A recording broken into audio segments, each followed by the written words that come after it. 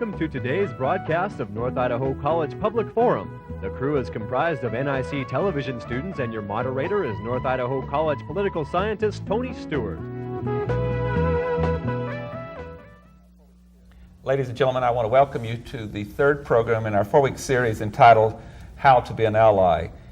As I told you last week and the week before, we're grateful for these programs from the Northwest Coalition Against Malicious Harassment, who recently held a conference in Spokane, Washington, and provided us these guests.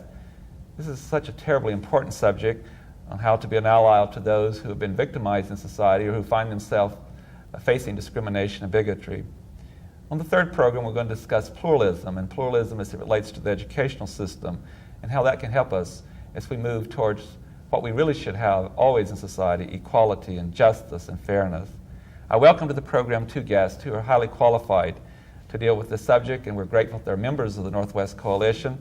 They both also come from the Superintendent of Public Instruction's office in the state of Washington. Our first guest is Mako Nakawaga, who is the Multicultural Education Supervisor for the State Department of Education, and also Barbara Johnstone, who is Equity Supervisor in that same department. I am so pleased on behalf of our staff to welcome you to our program. Thank you. It's a pleasure to have this opportunity. Thank you.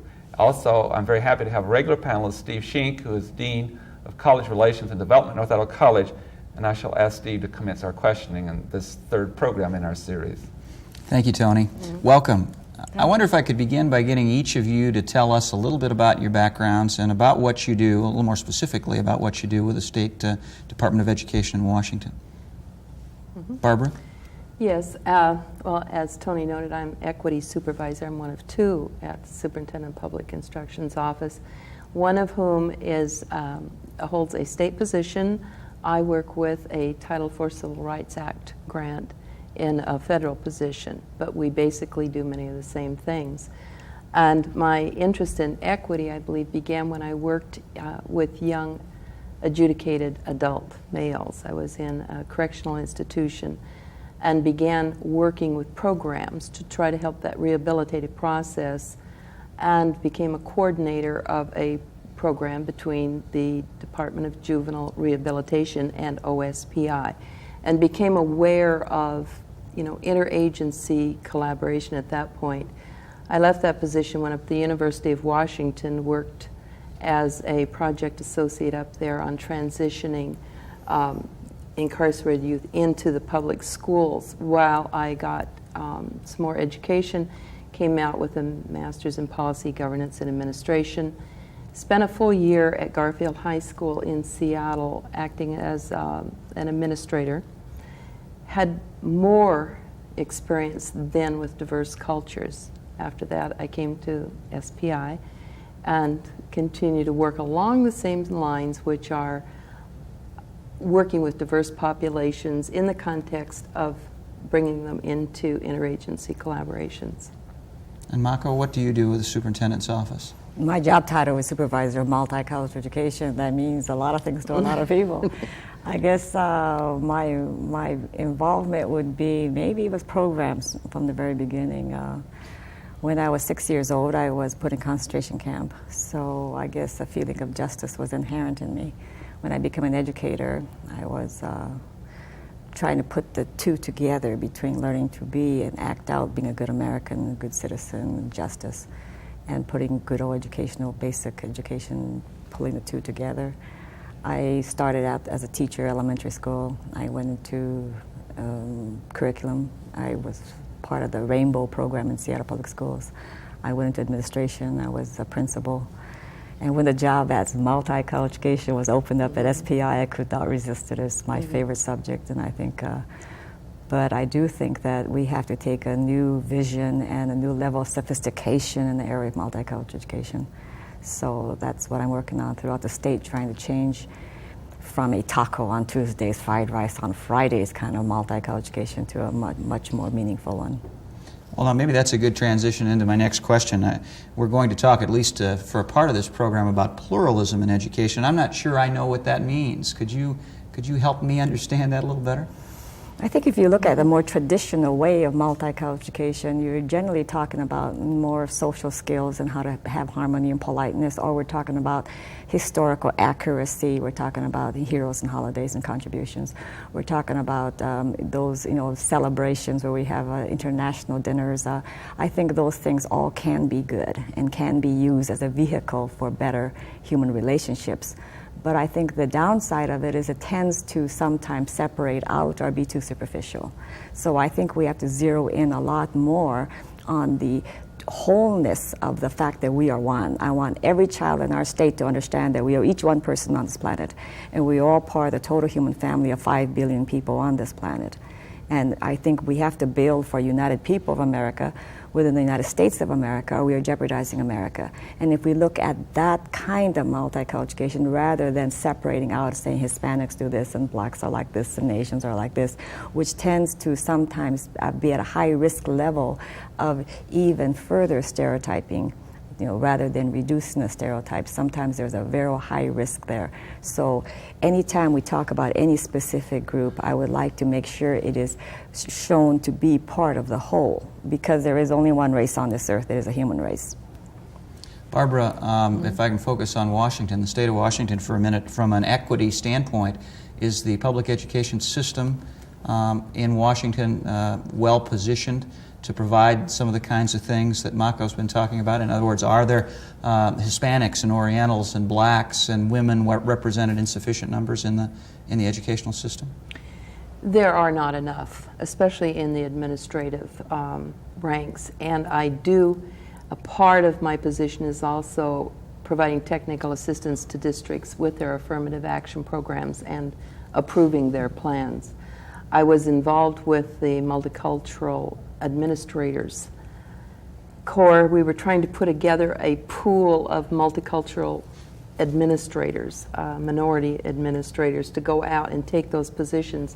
We did that. We found that there are administrators available, but it is very difficult for them to get the positions. And so we worked with that, knowing that it's not an easy thing to do. So to get back to your question, are there enough? There are enough prepared out there and ready to take the positions. There is not enough receptivity for them at this point, in my opinion, although we are in better shape than many other states. Is that, Mako, is that a critical stumbling block, or can you address the problem through curriculum and assistance to I think there is no simple, easy answers. It takes everything. But at a time when the kids themselves, the students themselves, are becoming more and more people of color in percentages, the number of people in teaching administration who are people of color are shrinking at a very rapid rate. So I think we need to make sure that all of our teachers, regardless of whether they're white or people of color, understand and teach too, and changing the mindset of the people to stop looking at diversity as a problem to be solved, and start looking at diversity as the key to the solution. Okay? May I add something to that? We've tended to look at the issue of providing minority educators and administrators as role models for our minority children and as affirmative action. My perspective is that it's not that at all. What it is providing all children, and I'm speaking basically of the white children, role models in positions of authority and power that are going to reflect the world they're going into. For all children, for the minority children, they'll have a role model. But for the white children, if they do not have that experience in tomorrow's world, they're going to have a very severe deficit in working with minority persons in positions of authority. So it's so fortunate to have you both on the program with your background and not only your expertise, but your very deep commitment. And I think those must go together to make the progress that we need to make in society. And Mako, it came through so clearly that there is that commitment there.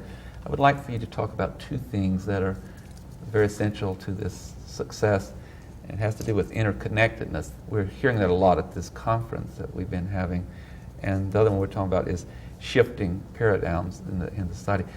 Mako, I will start with you, and tell us, and our viewers in particular, when you talk about interconnectedness, talk about that as individuals? Can we talk about that also as society and institutions? Absolutely. It's a fact. It's not a matter of should we convince anybody. Ecologically, politically, economically, we're all interconnected. I tell folks when Chernobyl goes up and that lethal air is coming across the world, it doesn't stop at the national border. It keeps coming. Yes. And when it comes and hits you, it no longer matters what race you are, what color you are, what gender you are, we're in trouble. So we have to learn. To me, multicultural education is closing psychological distances between people, learning how to build bridges of trust between people, learning how to work effectively with people across all people-made barriers. So learning how to work effectively with people across the dinner table, across the street, across the nation, across the world. That's what we're talking about. And that is all. There's only one system of people. And you and I don't know, one day we might share a grandchild. How well I teach my child how to drive a car safely might affect your life. We share the same streets. How you vote in the last election certainly affects my life. We have a new boss because of the voting public of the state. We are interconnected. And if the more we understand that, it's not a matter of do I like you or do I eat more of your food or do I sing more of your dances or or sing your songs and dance your dance. I claim people sang my song, ate my food and danced my dance, but did not stop anyone from helping me from being put into concentration camp. I don't think that is where it's at. And I think we'll get back to what our conference is all about, is justice issues. Justice denied you for whatever reason, justice denied you is justice jeopardized for me. We are in it together. And it is that concept that we have to get really across to kids. We are in it together. We have to resolve our differences and our problems. We have to overcome it because we're in it together. We're going to jeopardize the entire world or our nation or our city or our home if we don't learn to make it together. And in dealing with that, as you said earlier, we have one race on this planet, the human race, and always have had. But as we have also created a new technical society, even though that interconnect was there before, are you saying that it is even more critical than ever? It is absolutely more critical, whether it's talking politically or ecologically or economically. If we want to have more international competition, if we want to improve international trade, to be internationally competitive, we have to be internally cooperative. So we have to build for United People of America. We're the United States of America, or we are jeopardizing America. We got to pull it together. May I give an example, and you tell me if I'm off base? Are you seeing that in the international political arena, like through the United Nations? Are nation states beginning to work more together? I'm thinking of what's happened in the Soviet Union in relation to the United States and sitting down and working through a lot of things that we used to were in a confrontation mode. Is the interconnectedness, as we're already interconnected, but are we understanding it more to where we cooperate better? Maybe I'm an elementary educator. I'm a cockeyed optimist, but the events in the world in the last year, the things I would never have dreamed would happen, the Berlin Wall coming down, Mandela getting released. Wow, there are so many beautiful events that are happening that I think I am a cockeyed optimist. I think those are beautiful. We have people now strapping themselves to trees to try to save our environment. We have, people that are using cloth diapers, because we know that when we're getting a consciousness of the people really going and saying we only have this one planet, we must save it, whether it is ecologically, but I think politically and socially all fit in together. There is no segment of society that's not affected by and affects two-way street the whole world. So I think the education has to reflect that. We are a little bit behind the 8 ball. I think we have to start accepting it. The celebration of differences bothers me a little bit because it has that tone of indulging. I think we have to first embrace justice for everybody and understand that we're interconnected. Then maybe the celebration is a natural follow-up, of course. But I am optimistic, yes. I really hear you saying something that I've not thought of in those terms. It's so important. Before you celebrate certain things happen. In putting things in place where the celebration becomes more meaningful. When you and I are in the trenches together fighting for something that's really worth it, both of us, we become friends automatically.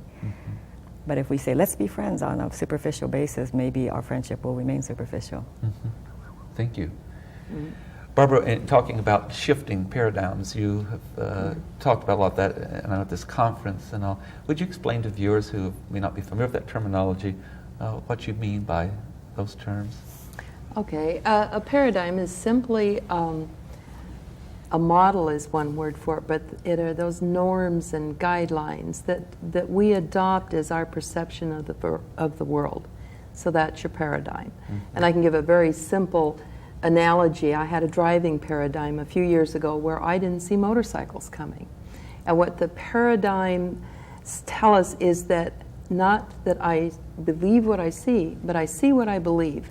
My paradigm said cars are on the roadway and I need to watch for a car before I pull through the stop sign. And I very literally did not see a motorcycle a couple of times. And this was a common driving problem, if you recall, a few years ago, because my paradigm tended to shut out anything that did not come into it. And now, okay, so that's one way of looking at a paradigm. And then paradigms will shift. So you will augment your paradigm, or it will change to some extent. So you see different things because you get new information, new data coming in. When I talk about shifting paradigms, and this is a relatively common term now to organizational structure, certainly to building cars, going from the American model to the Japanese way of building cars. We've shifted our paradigm to express exactly what Mako has said, but perhaps in different terminology, that the world is a system, everything is a system. Nothing happens in isolation anymore, which we used to believe in our old clockwork Cartesian world, that this happened and then that would happen.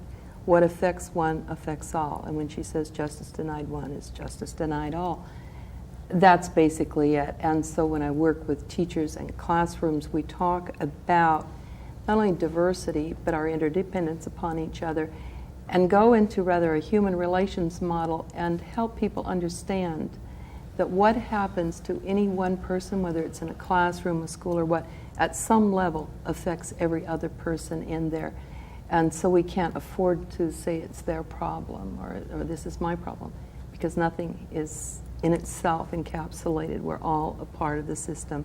Just as a tree, in the rainforest, its viability somehow will affect us sooner or later. Yes, that's excellent. You're very, very clear. I would think that if different people in society make themselves more available to education and understanding, that they will look at their paradigms in a different way than others. How do we reach out to more people to see the motorcycle, that it's important to do so? Doing exactly what the coalition does, joining together. I see a synergistic effect here, of course, when we all join together. When Mako, coming from her cultural background, me from mine, we're here in Spokane, we're not sticking over in our area of the world. When we join together and work from that, just go out, no matter how small an effort you're making, when you stand up and make a statement to someone you perceive who has made a racist statement, an insensitive statement, whether it was an ill-intended or just happened to come out, when we each do whatever we can and then keep joining together to kind of empower ourselves, because as you well know, this is exhausting type work. We work in the classrooms. We'll go to anyone who wants to hear us. Certainly Mako is just on the road all the time. And so part of we go out, we help people. And I'm saying the paradigm is there, and all you have to do is explain it to people, and you see ahas. Oh, I understand now, and that's what I sensed. I'm saying it is true. And if you just keep talking to people, whatever their field of endeavor is in their terminology, give them lots of examples. That's how it becomes, known to more and more and more. Can I say something? Surely. Learning, and whether it is a kindergarten child or us as adults, there is a Chinese proverb that says, I hear and I forget, I see and I remember, I do and I understand. And so I think it has to come in all three ways. It has to be a cognitive trip, facts, figures, and all the information that I need. It has to be a gut trip. It has to be a feeling in the affective area, what I care about. And it has to be a behavioral trip. It has to be what I do about it so I can really understand what's happening. The ASCD has their moral education priority, and it says you must not only know what is good, you have to love what is good and do what is good. So I say it comes in threes. It's a head trip, the heart trip, and the action trip. Thank you. Steve Sheen. Mako, we've been talking about the fact that that America is becoming a more multicultural nation. That's a fact. That's reality. Your jobs, yours and Barbara's, tell me that just bringing people together, working together, playing together, studying together, joining together to stand up for causes that they all believe in. That's not enough, No. or you wouldn't have the jobs that you do. What kind of facilitating needs to be done so that the people who are coming together naturally are going to get along together and adopt the kind of philosophy you've been talking about? Racism and sexism is deeply entrenched in our society. It is institutionalized. We have to start working at it from a systemic way. I tell folks that if every bigoted, person disappeared in a puff of smoke today, racism will continue in our nation without skipping a heartbeat. It doesn't take people of ill will to perpetrate racism. It takes all of us of goodwill to just go along with what is to perpetrate racism. So I think it takes all of us not only to come together, pull our heads together, use our individual contacts and our talents and our skills and our knowledge to start rearranging our systemic systems that essentially eliminate people out of our system. So I think there is no quick solution. There is no quick, cookbook approach to it. It takes all of us to pull our heads and our hearts and our commitment and put that into action to try to change our system around to meet the needs of the real world. Your office, Barbara, is directly involved in that effort, I take. Very much so, and I'll take a little different perspective of what Mako said. And the term that I've used, I catch myself saying empowerment, and I think as a facilitator, and I believe that was your question, how do we facilitate this, is going and creating settings and climates and environments which will allow people to say, I don't know what it is to talk to an African American. I'm afraid I'll make a mistake. What do you think? Bringing the peoples together and then creating that setting that will allow them to get to know each other and have the courage. Because many times when people seem insensitive, it's that in fact they are sensitive. They don't know what to do and they don't want to offend. They don't know the questions to ask or the actions to take. So we facilitate by empowering people and creating environments and where it's a safe place for them to investigate these issues. What kind of things specifically are you bringing into classrooms in Washington that help in that regard, Mako? We are refocusing multicultural education to what I call cooperative pluralism. And we're looking at just those items that we're talking about, the wholeness, every person is an individual one. We're all part of larger collectives. We all belong to many larger collectives. And in the end, we all belong to the whole. So there's not a dichotomy thinking. We look at rugged individualism, which has its place, but we talk about cooperation and skills in cooperation, which also has its place in our society, and independent learning. So cooperative learning as well as cooperative pluralism are very well integrated. We also talk about where the teacher has control. Who I call on learns more than who I don't call on. Who I praise learns more than who I don't praise. Who I stand close to learns more than who I don't stand close to. Can I give you a little example?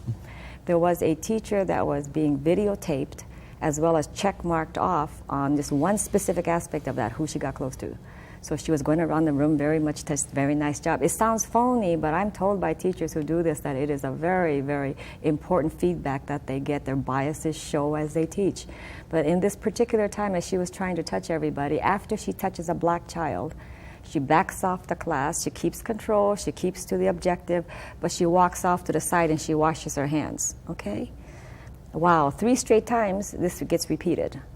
And I ask teachers across our state, is it possible, just possible, that the teacher was completely unaware of what she was doing? And they say, yes, it's possible. Is it possible that those kids, and I don't mean just the Afro-American kids, I mean all the kids in the classroom, is it possible that they were completely unaffected by what's going on? No way, okay? So we're saying we have to start looking at ourselves to say, I'm a good person, so I would not perpetrate any kind of injustice onto the folks. I'm saying, wow, you're just flattering yourself, but you're not there. The kids are not there to flatter your teaching, you're there to flatter the kids' learning, and we have to take the risk of looking at ourselves. This particular teacher apparently was devastated when she heard this, when she saw this results, but she knows exactly what to do to overcome this particular deficit. She knows that just don't wash your hands at the wrong time. She knows that. And I'm saying, what about the rest of us? We all teach to our biases and act out our biases. A bias just means you have a strong opinion. You have a right to that. But you don't have a right to elbow kids out of a classroom because of that. You don't have a right to damage kids because of it. And we don't know which kids we are favoring or disfavoring until we get that honest feedback and take the risk of finding out that maybe as wonderful as we think we are, most of us do, we may not be acting it out in an equitable fashion. That's just eloquent, and I want to pursue it one step further to say, when you discuss that racism, sexism, and others are so institutionalized, it's from the time of birth all the way through. How do we, your example is so clear, how do we reach out to all society, even beyond the classroom, and point out to individuals that we do this? And if we can't do that, we continue to keep that problem going, do we not? I see, we're always looking at you. If I start with me, I know I was raised with too many Tarzan movies, okay? And if I say, help me feed into this, when am I using sexist language? Will you help me? And sometimes it's not the time, give me a little breather, but if I learn how to open myself up, learn how to be trustworthy, learn how to listen better, these are bridge building skills. And if we could learn it ourselves and model it for kids, then maybe everyone could start sharing and we could create that safe atmosphere Barbara is talking about. But when we talk about insensitivity, we're usually saying my uncle, the teacher down the street, my principal, and all those might be true, but wow, you know, there are some individuals that made a big difference in our society because they started with here themselves. And I think each of us that we care, most people are caring folks, so you say, I'm a caring person and I can learn to become, that's self-empowerment. I can learn to be more effective in getting data from other folks, and I can help kids to learn how to become more empathetic with others by modeling it. Barbara, one of our speakers at the conference said that when you have misunderstandings or do not know what to do, it is okay to ask someone else, what am I doing wrong? How would you respond to that? I'd say it is, but I say it takes an awful lot of courage for someone who hasn't had the experience of it or hasn't had someone beside them who said it's okay to do it. Not everyone's got that message, it's okay.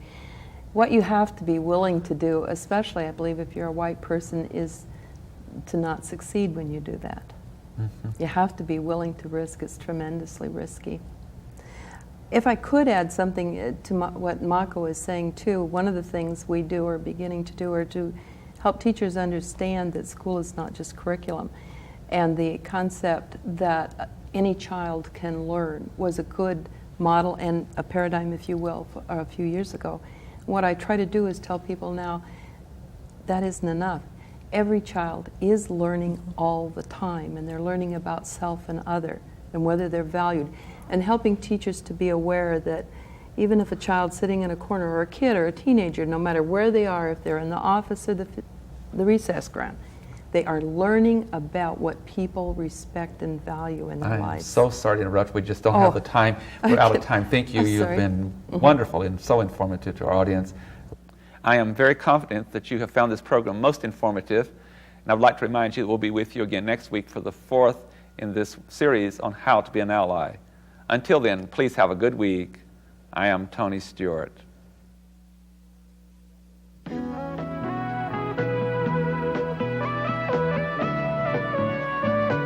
North Idaho College Public Forum can be seen at the same time each week over this station. This production was videotaped earlier by an NIC student crew for viewing at this more appropriate time.